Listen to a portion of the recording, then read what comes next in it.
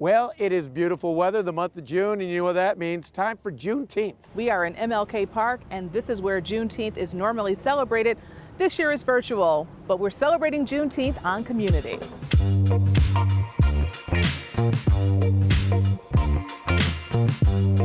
I'm Claudine Ewing. And I'm Pete Gallivan. Pete, what's your favorite Juneteenth memory? Oh, the parade. I loved marching down here and right into MLK Park. It was like, I'm not sure who was more active, the people watching or the people in the parade. The parade is so much fun because you get to see people that you have not seen in years, and it's just fulfilling, but also I love the food. Oh, yeah. People like a lot of things about Juneteenth.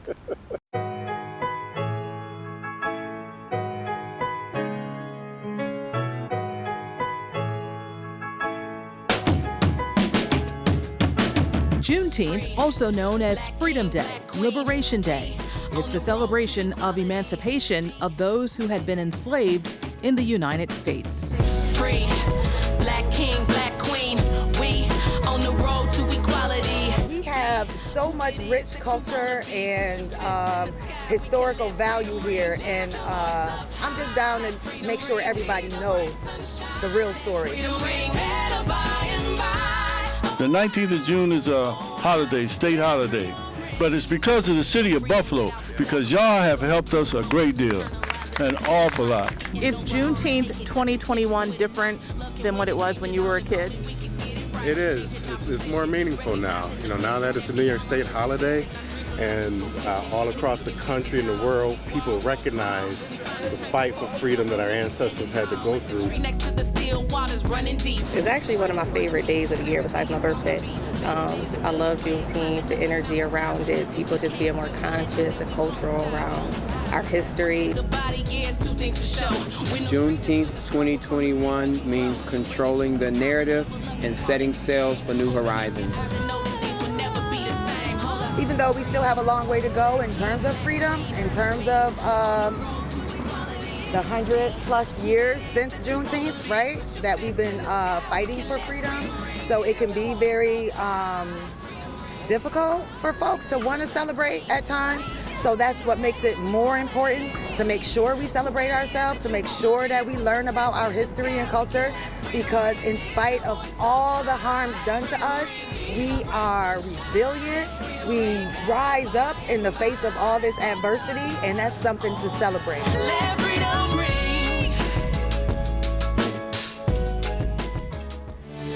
Yeah, this year is virtual just like last year, but it doesn't mean Juneteenth isn't a celebration once again. And we are so excited to be part of Juneteenth, and joining us now is Jennifer Earl Jones. You are the president of the Juneteenth Festival Incorporated. What's going to be happening this year now that it's virtual? Well, this year we have a roster of events, a lot of entertainment, all being streamed via YouTube, our website, as well as Facebook. You will be able to see portions of the parade. You will see entertainment from the spoken word to the live music, to instrumental music, to vocal presentations. The Juneteenth Festival in Buffalo is one of the largest in the nation. We are one of the largest. We are one of the longest running in the nation. The festival in Galveston, Texas, of course, is the original event, which is a result of that's the location where Juneteenth was originally celebrated. On a typical weekend in Buffalo prior to the pandemic, we had 40,000 plus visitors, from my understanding, on just the Saturday alone. Now, with it being virtual, how do you suggest people celebrate? In their own parties and backyard barbecues? Well, you know, nobody celebrates Buffalo like Juneteenth. I mean, nobody celebrates Juneteenth like Buffalo, let me get it right. And I guess nobody celebrates Buffalo like Juneteenth. Yeah, it works both ways. Juneteenth Festival Incorporated, so I can say that. But we are encouraging everyone to celebrate. No matter where you live in the community, no matter where you live in the world, to celebrate, to first, commemorate the reason for Juneteenth. you know, it wasn't a pleasant time, Juneteenth became the celebration to end the unpleasantries. It's the first time that the city of Buffalo and New York State are recognizing June 19th as a legal paid holiday. I love the parade because that's the start, that's the jump off, as you say. And then when I go to the different vendors and visit the tables and the booths and see all the community resources and so on, I can just feel myself embracing the whole festival like a mother hen. As we get closer to the park, we are smelling the food. Oh, what are we gonna do? What about our ribs and chicken? Gotta get some recipes. BuyBlackBuffalo.com is where Black-owned businesses can sign up so that we can promote their businesses as part of the festival. We have a couple of the vendors who will be part of the virtual festival. But on Saturday and hopefully Sunday, we are encouraging people to shop to go shop for your food at these vendors. So if you go to our link on our website, buffalojuneteenth.com, you can go to the link about the Black businesses and you can see who is signed up and where you might want to go, you know, spend your dollars on Juneteenth weekend so you can still taste, hopefully, that fried chicken, that barbecue chicken, the coleslaw, and all the other good things, the fried fish that come with Juneteenth. You are killing my diet. Yeah. You're killing my diet. I know, we just talked about that, okay? We cannot say anything about the Juneteenth Festival in Buffalo without talking about Marcus Brown and all that he has done. It is because of him, when we're in the parade, we see all of the drill teams, the steppers. What a wonderful legacy he has passed down. Yes. Marcus O. Brown, my mentor.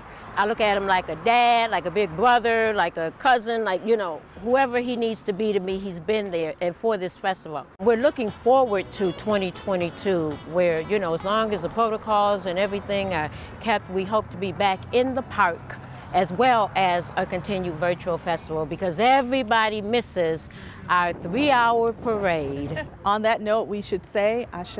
Ashe. Ashe. Ashe. City of Buffalo, I commend you for historically being one of the grandest cities to celebrate Juneteenth in the entire country. Let us continue to do it in the city of Buffalo and throughout the county of Erie. Happy Juneteenth to everyone. Juneteenth is a time where we celebrate arts, culture, and history. History that built this country, but we also celebrate the resilience that will rebuild this country better for the future. Juneteenth became real to me when I came to Buffalo. I remember Juneteenth when Bill Gator and the BUILD organization initiated Juneteenth as a young person here in Buffalo. It is a celebration of freedom. It is a celebration of love in the community. Certainly it focuses the community on the concerns, the struggles, the trials, the triumphs of the African American community, but it is a celebration that brings the entire community together, and that is what I love about Juneteenth. I've been in the parade many years, probably the last 20 or more years. Usually right in front of Channel 2. Usually right behind Channel 2, or sometimes in front of Channel 2. You guys are always there. I want to commend you for that. Coming up next on Community, walking in the footsteps of history. We catch up with the FreeThem walkers.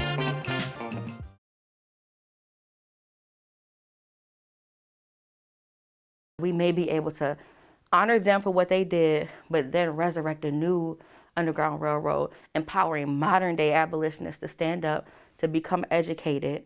And to say, it was March when we talked with Kelly Galloway about her idea, the FreeThem Walk, to raise awareness and money to battle human trafficking. I stood in what could have been a place that my ancestors may have lived. Well, now it's for real. Kelly and company started their journey May 3rd at the Appomattox Courthouse. For Kelly, Virginia was an emotional place to start as they made their way to Warrenton and the History Museum there, the earliest place she's been able to trace her enslaved ancestors. And she said she knew right what county and what plantations that they worked on. And I feel emotional even now, just because I don't know who they were or where they're from. I'm not able to trace my family back, 10 and 20 generations. And so just the hope of learning a little bit made this entire walk worth it for me. she felt a sense of enlightenment and pride. Because I do believe like I'm my ancestors' wildest dream, somebody that fights for freedom. But this has been a journey of emotional and physical fatigue. A couple of days ago, I was crying because I was so tired. Nearly 1,000 miles along the path of the Underground Railroad. We worked hard to train for this, but it's just like the terrain is like hot and cold and gravel and uphill. And tracing the steps of freedom seekers of the past. I've always looked at Harriet Tubman like this amazing woman, which she is, but a lot of times I didn't focus on like who she was, what she liked, who she loved, what she was passionate about, outside of just rescuing enslaved people. And that's why another emotional mile marker was when the group reached Auburn, New York, the home and burial spot of Harriet Tubman. I feel like I can do anything because like here this woman was, she was a nurse, she was a wife, she was a family member, she gave hope to so many people, she advocated for other individuals. But when I was on her property that she paid for, it was so much more significant to me to see how she lived, where she put her passion when she wasn't traveling from the south to the north. Like she created safe places for people to rebuild their lives and start over again. They reflected on the impact Tubman had even after her days on the roads and trails. It made me feel proud. It made me feel happy. And it's just another reason why like it's all worth it. The Freedom Walkers will wrap up their journey on Juneteenth and are asking for supporters to walk the last mile with them, to meet them at City Hall in Buffalo at 11 a.m. and walk in unison to the African American Heritage Corridor. For Kelly, this is a journey that put her life's work in perspective. Like I have so much more appreciation for her. I feel like I have a lot more work to do. And I personally am going to stop putting limits on myself because she didn't put limits on herself. Like I'm different now. I'm not the same as I was when I left. There is a lot of Underground Railroad history right here in Buffalo and Western New York. And you can see a lot of it right there in the falls at the Underground Railroad Heritage Center, including a direct descendant of the inspiration for Uncle Tom's Cabin. So it's a teachable moment. For Saladin Allah, the Underground Railroad Heritage Center is in his blood, going back to his great-great-great-grandfather and the landmark book that his life inspired, Uncle Tom's Cabin. His name was Josiah Henson. He was born on a tobacco plantation in Charles County, Maryland on June 15, 1789. Like most slaves, he was exposed to the cruelty of the practice early in life. His oldest and earliest memory of his father is seeing him come into the slave quarters, holding the side of his head with blood running down the side of his face.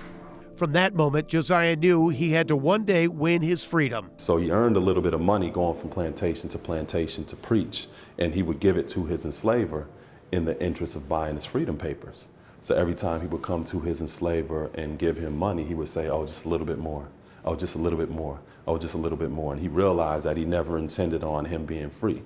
And at the age of 41, after countless beatings that left him with limited use of his arms, after raising a family, and after he and that family were sold to another plantation, Josiah Henson said, enough is enough.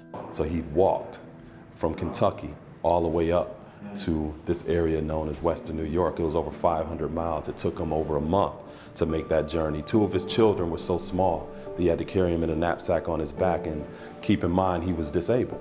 He crossed the Niagara River at Broderick Park and into Fort Erie and made it his life work to fight injustice. He established a community for fugitive slaves in southern Ontario called the Dawn Settlement. But possibly his most lasting contribution came in 1852 when Harriet Beecher Stowe used his life story as the basis for Uncle Tom's Cabin. It was a best-selling novel of the 19th century, and Abraham Lincoln even credited the book with being the spark that ignited the Civil War. And to think that today the term Uncle Tom has been used as a negative, it's hard to believe when the man who inspired the book has written such a proud and brave chapter in the unknown stories of Western New York. You know, in non-pandemic years, this area would be just loaded with vendors. And one of those vendors who would be here wishes she could be here, but she's still selling her goods. We go inside of her store. We specialize in African and African-inspired garments. When I wear African fabric, and I hope so for our customers, is that there's a sense of pride. There's a sense of reconnectivity to their heritage, especially to the continent of Africa. So the pieces I have on, they're all custom made by myself here at Black Monarchy. But these pieces, the fabric itself is from Ghana. So for me, when I wear the fabric, it makes me just have a little bit more pride, a little more connectivity to my heritage and my roots. And I would like that to be experienced for all of our customers as well. What is it that you're getting from Ghana that you can't get here? Fabric. The fabric from the continent is completely unmatched. And the reason why it's so important for us to have authentic fabrics here at Black Monarchy is because your average person of color, Black or anywhere in between, has actually never placed their feet on the continent at all. And so since Africa is a second home to me, I like to bring that feeling, that richness over here to Buffalo. So gotta go to Africa to get our fabric. Black Monarchy, why that name?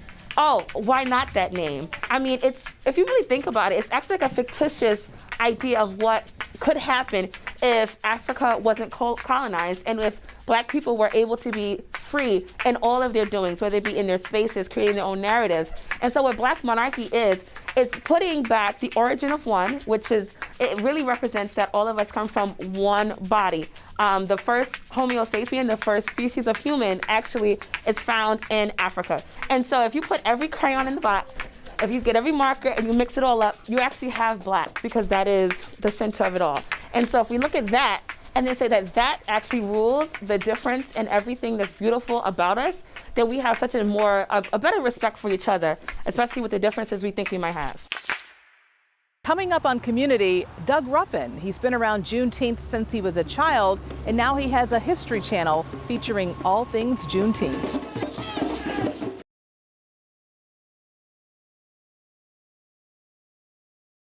Welcome back to commUNITY. We have talked a lot about Juneteenth. And one of the things that is special about Juneteenth is that it brings together family and friends.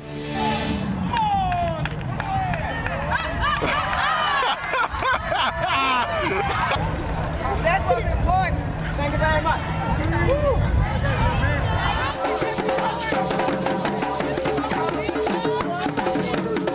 It just shows the origins of Juneteenth from its inception on Jefferson Avenue.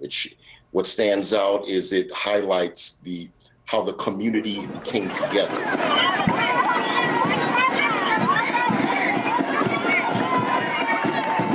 Another Juneteenth. It's a little different from 76. When I was in the first one, but things are moving along. Based on everything that you've done with the Buffalo History Channel and the origins of Juneteenth, that some of the things that they hoped for back in the 70s are coming to fruition today. Oh, absolutely. I think now one of the things that we tried to do, and that they've tried to also do, is bring new energy to the Juneteenth Festival. I think, and I've looked at it for over the past several years, ever since I left the committee, because I was one of the few young people on it back in the late 90s.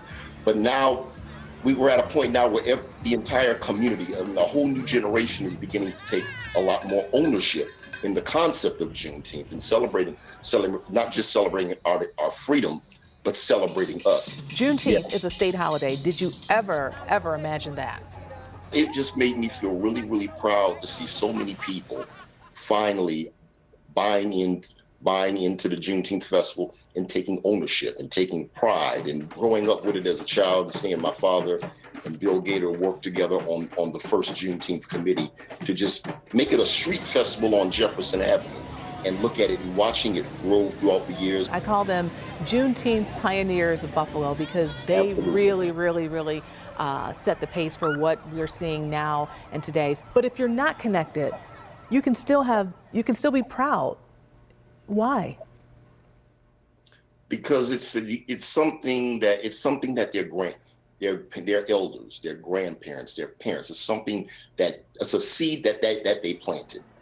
And I think the biggest thing And I think the biggest example that can be set, not only are you setting an example in Buffalo, but me living in another area, you're actually setting an example for the country. Because even out here, I get people out here asking me, how can we improve our Juneteenth festival? As the Juneteenth virtual celebration gets underway, but it's nothing wrong with, snapping your fingers, dancing a little bit, and just having a good time, because it's a celebration and it's something that everybody should be proud of. It's humanity. It's all about humanity. Absolutely. Absolutely.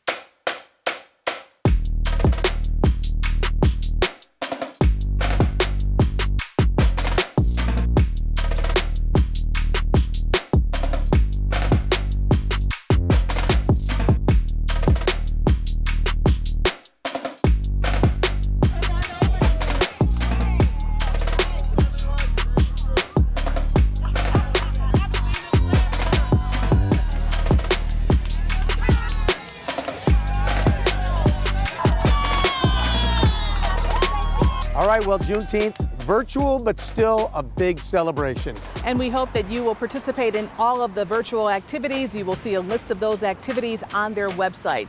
We want to thank you for joining us for another edition of commUNITY. We will see you next month. And by the way, happy Juneteenth.